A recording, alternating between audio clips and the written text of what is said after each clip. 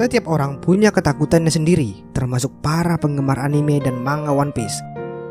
Bagaimana tidak memiliki beberapa ketakutannya tersendiri tentang manga ini. Lalu apa aja sih ketakutan penggemar One Piece? Ini adalah ketakutan di masa depan di mana penggemar One Piece tidak ingin hal ini terjadi. Apakah kamu memiliki ketakutan yang sama? Langsung aja nih kita cek 5 ketakutan penggemar One Piece berikut ini. Number 1.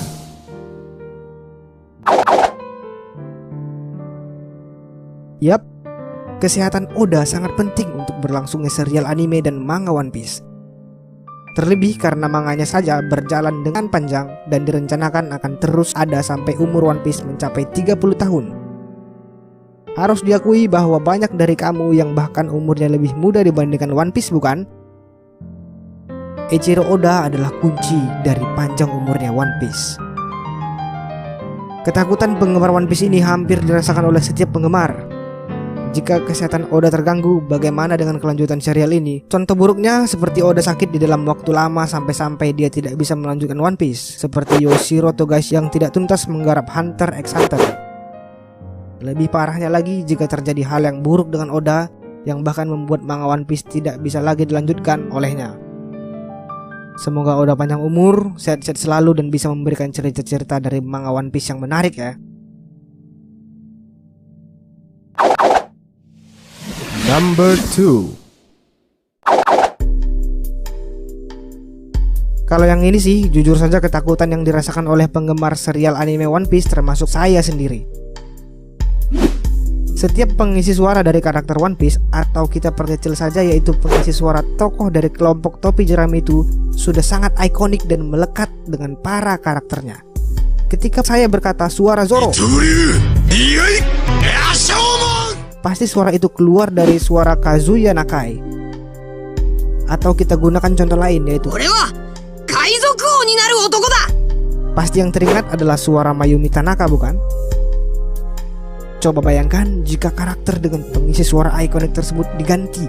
Bahkan saya bingung membayangkannya. Pengisi suara One Piece juga terbilang senior. Bahkan Mayumi Tanaka yang mengisi suara Luffy saja sudah berusia 63 tahun, udah nenek-nenek. Dan semoga selalu diberikan kesehatan selalu ya.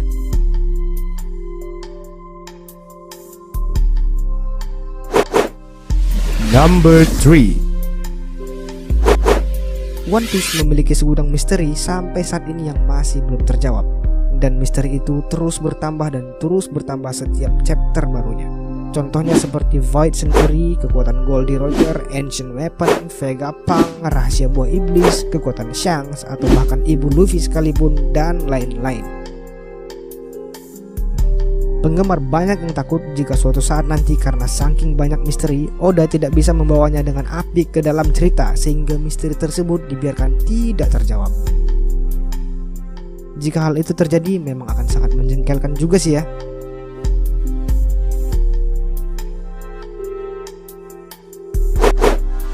Number 4. Apa itu One Piece?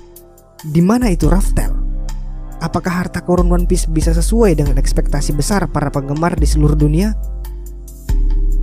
Ini sih seperti melihat ketakutan yang dirasakan Oda ya. Meskipun begitu, penggemar juga harap-harap cemas nih. Bagaimana jika akhir dari anime dan manga One Piece itu buruk karena beberapa hal, contohnya seperti akhir dari Bleach. Atau mungkin Oda sendiri membuatnya buruk seperti yang membuat harta karun One Piece adalah nakama, atau harta karun One Piece adalah keluarga, karena harta yang paling berharga adalah keluarga. Jika tidak, bagaimana jika Raftel ternyata ada di belakang rumah Luffy di desa Fushia sana? Bagaimana coba? Jelas para penggemar akan kecewa toh. Kita berharap saja akhir dari cerita One Piece akan sangat epik dan sangat keren.